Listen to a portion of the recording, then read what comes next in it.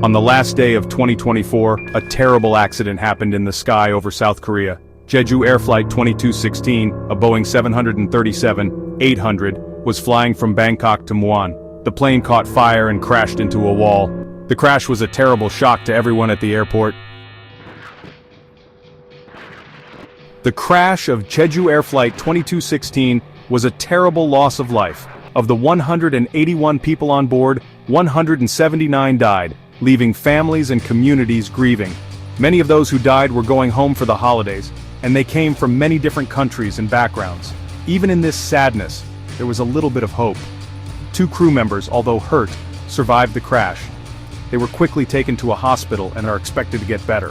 What they can tell us about what happened will be very important for figuring out why the plane crashed. Officials started trying to identify those who died right away, a very difficult job because of the fire. They are working hard to help the families and loved ones of those who died.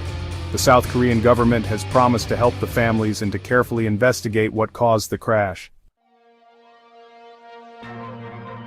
Early reports say that the plane's landing gear, the part that helps it land, wasn't down when it crashed.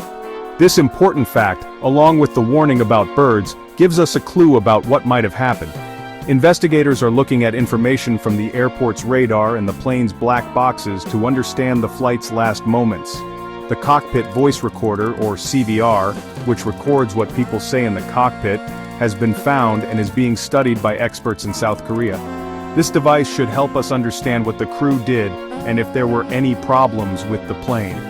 The flight data recorder, or FDR, which records information about the plane's systems, was damaged in the crash and will be sent to the U.S. National Transportation Safety Board, or NTSB, to be looked at more closely. A big investigation is happening now, led by South Korean officials with help from groups around the world.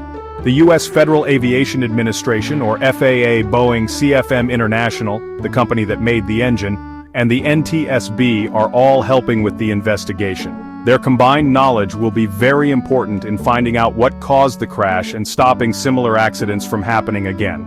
South Korean officials have also stopped all other Boeing 737-800s from flying in the country until they can be thoroughly checked for safety. This careful step shows how serious the situation is and how important it is to keep everyone who flies safe.